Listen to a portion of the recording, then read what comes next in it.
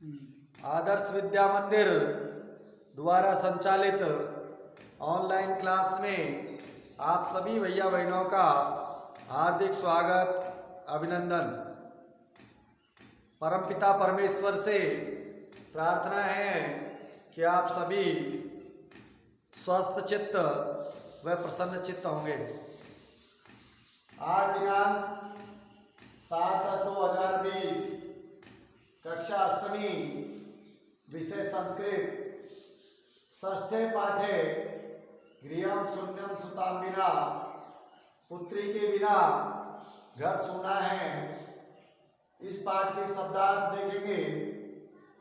भ्रातृजया, भाभी, वांछामी, चाहता हूँ, चाहती हूँ, सह यानी साथ, दृष्टया भाग्य से, है यानी बीता हुआ कल, साधन यानी साथ, उभे यानी दोनों, कुक्षव यानी कुख में, वदारहा वध के योग्य, क्रोड़े यानी गोदी में, आयास प्रयास, निर्घृणम घृणा योग्य, दुहिता यानी पुत्री, निधा यानी रख करके, गर्हितम यानी निंदित, कनिष्ठा यानी छोटी, अपगत यानी दूर हो गया, सन्नद्ध यानी तैयार, श्रुत चिंतने तत्वों के चिंतन मनन में, शत्रु विदारणे शत्रुओं को पराजित करने में, सकलासु सभी, दिक्षु यानी दिशाओं में, सबला यानी बल से युक्त, और उत्साहियता यानी प्रोत्साहित करें। इस प्रकार हमने इस पाठ के शब्दार्थों को देखा। अब आप सभी अपनी जो पाठ्य पुस्तक है उस पाठ्य पुस्तक के पृष्ठ क्रमांक 34 पर इसकी भूमिका देखेंगे पाठ की। यह पाठ गृहम शून्यम सुताम बिना, घर पुत्री के बिना सोना है।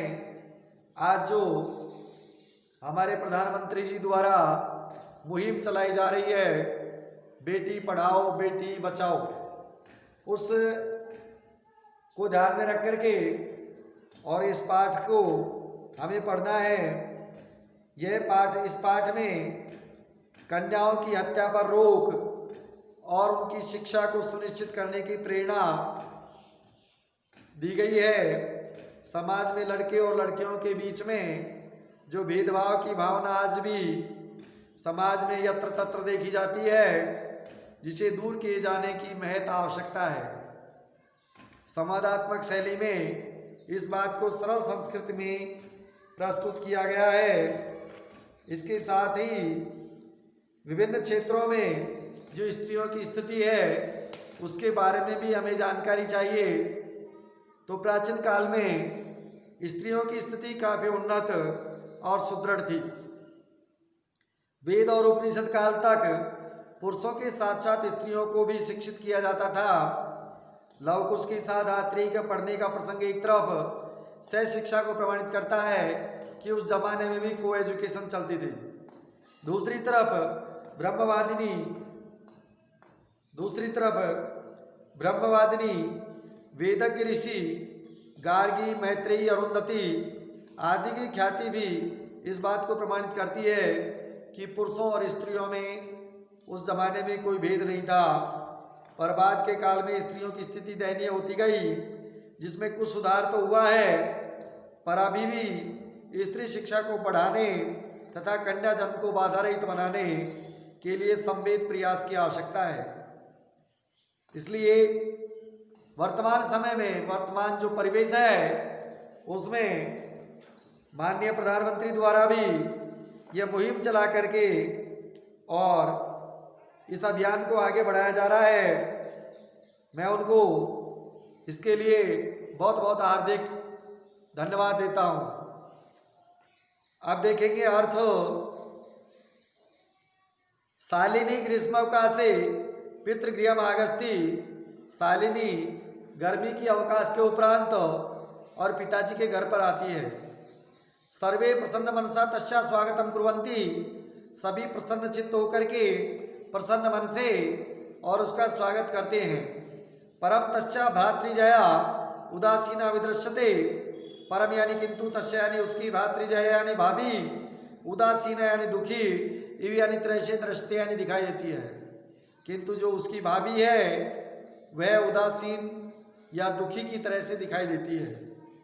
शालिनी कहती है भातृजाए चिंतिता यु प्रतीय से, भाभी आप चिंतित दिखाई दे रही हो, सर्वम कुशलम खलु, सब ठीक तो है।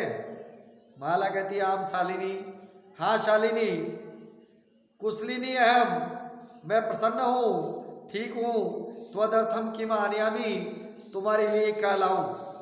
शीतल पेयम चायम वा, ठंडा पेय या फिर चाय। शालिनी कहती है अधुना तू किम पीने वांछामि, इस समय तो मैं कुछ भी नहीं चाहती हूँ। रात्रौ सर्वे से भोजन में करिष्यामि, रात्रि को सभी के साथ में मैं भोजन करूंगी। भोजन काले अपनी मालाया मनोदशा स्वस्था न प्रतीयते, इसमें भोजन काल के समय पर भी माला की जो मनोदशा है वह स्वस्थ दिखाई नहीं देती है। परम किंतु सामुखेन किमपि नोक्तवती, किंतु उसने मुंह से कुछ नहीं कहा, मुंह से कुछ नहीं बोली। राकेश कहता है भगिनी शालिनी, बहन शालिनी, दिष्टा त्वं समागता, सौभाग्य से आप आ गई। अद्य मम कार्यालय एक महत्वपूर्ण गोष्ठी सहस्य निश्चिता, आज मेरे कार्यालय में एक आवश्यक सेमिनार अचानक ही डिसाइड हो गई है, तय हो गई है। अद्य मालया चिकित्सकया से मिलने से समय निर्धारित है, और आज ही माला को चिकित्सिका के साथ जो बात करने का है समय भी निर्धारित हुआ है, तय हुआ है। तो अब मालया से चिकित्सिका प्रतिगच्छे, तो माला के साथ में चिकित्सिका के पास जाओ। तस्या परामर्शानुसारम यद विधेयम तद संपादय, और उनकी सलाह के अनुसार जैसा वो बताते हैं, जो करने योग्य बताते हैं वो आपको करना है। शालिनी कहती किम अभवत, क्या हुआ? भ्रातृजाया स्वास्थ्यम समीचीनम नास्ति, भाभी का स्वास्थ्य ठीक नहीं है क्या? अहम तु है प्रवृत्ति पश्यामी, मैं तो कल से ही देख रही हूँ, कल से ही आज तक देखती आ रही हूँ। सा स्वस्था न प्रतिभाति यो इति प्रतीयते, इसमें कि वो ठीक दिखाई नहीं दे रही है, स्वस्थ दिखाई नहीं दे रही है। राकेश चिंता या विषय नास्ति, चिंता की कोई बात नहीं है। तो अब मालिया से गच्छ, तुम माला के साथ जाओ। मार्गे साथ सर्वम ज्ञापिष्यति, मार्ग में सब वह बता देगी। माला शालिनी च चिकित्सिका प्रति गच्छन्तौ वार्ता करते हैं। माला और शालिनी दोनों जब चिकित्सिका के पास जाती हैं तो वो रास्ते में बातचीत करती हैं। शालिनी के मबाद, शालिनी कहती है क्या हुआ? भ्रातृजाए का समस्या अस्ति, भाभी क्या समस्या है? माला शालिनी, माला कहती है शालिनी अहम माँ स्त्रियस्य गर्भम स्व कुक्ष उधार्यामी, मैं 3 माह से गर्भवती हूँ। तो भ्रातु आग्रह अस्ति, तुम्हारे भाई का मानना है, कहना है कि यद की अहम लिंग परीक्षणम कार्यम, कि मैं लिंग परीक्षण करवाऊँ, लिंग की जांच करवाऊँ। वह कुक्षव कन्या अस्ति चेत गर्भपातयम, और अगर कोख में कन्या हो तो मैं उसको गर्भ को गिराऊं। अहम अति उद्विग्नास्मि, मैं बहुत दुखी हूँ। परम तो भ्राता वार्ता में न श्रोति, किंतु तुम्हारा जो भाई है वो मेरी बात सुनता ही नहीं है। शालिनी कहती है भ्राता एव चिंतयितुम मापी कथम प्रभोसी, भाई ऐसा सोच भी कैसे सकते हैं? शिशु कन्या अस्ति, शिशु कन्या है, चेत वधारहा, इसलिए वो मारने योग्य है। जघन्य कृतमिदम, यह कार्य बहुत बड़ा पाप है। तो हम विरोधम न कृतवती, तुमने विरोध नहीं किया। से तव शरीर स्थित शिशु वधार्थ चिंतयति, कि वो तुम्हारे शरीर में जो स्थित शिशु है, बच्चा है, उसको मारने की सोचते हैं। तो हम तुष्णिम, और तुम चुप बैठी हो। आधुनेव गृहम चल, इस समय आप घर चलो। नास्ति आवश्यकता लिंग परीक्षण से, लिंग परीक्षण की आवश्यकता नहीं है। भ्राता यदा गृहम आगमिष्यति, भाई जब घर पर आएंगे, अहम वार्ता करिष्ये, मैं उनसे बातचीत कर लूँगी। इस पाठ का हमने आधे का अर्थ किया। मुझे आशा है कि आपको इस पाठ का अर्थ समझ में आया होगा। आप इस पाठ का जितना अर्थ करवा दिया उसको आप रथ में करेंगे, ऐसी मेरी आप सबसे अपेक्षा व आग्रह है